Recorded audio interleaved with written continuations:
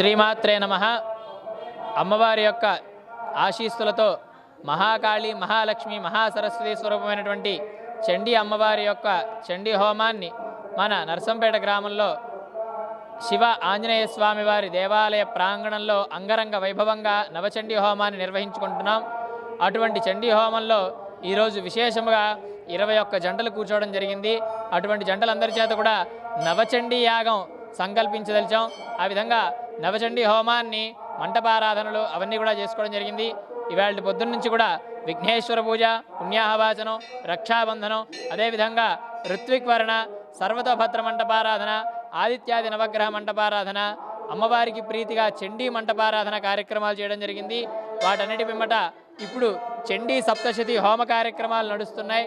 ఆ హోమ కార్యక్రమం అయిపోయిన తర్వాత అమ్మవారికి ప్రీతిగా నీరాజన మంత్రపుష్పాదులన్నీ చేసి కూర్చున్నటువంటి దంపతులందరికీ కూడా ఆశీర్వచన కార్యక్రమాన్ని ఏర్పాటు చేయడం జరిగింది. ఇటువంటి విశేషమైనటువంటి కార్యక్రమాన్ని ఇలా మాఘమాసంలో ఏకాదశి పర్వదినం రోజు చేసుకోవడం చాలా విశేషముగా చెప్పబడింది. కాబట్టి ఇటువంటి పర్వదినం రోజున అమ్మవారి యొక్క చరిత్రను విని, అమ్మవారి యొక్క చరిత్రను హవనం చేసుకొని ఆ పారాయణ ఫలాన్ని పొందిన వారే కాకుండా మన ఛానల్ చూస్తున్న వారందరికీ కూడా అమ్మవారి యొక్క ఆశీస్సులు అందాలని చెప్పేసి ఆ అమ్మవారిని ప్రార్థిస్తున్నాం. శ్రీమాత్రే నమః.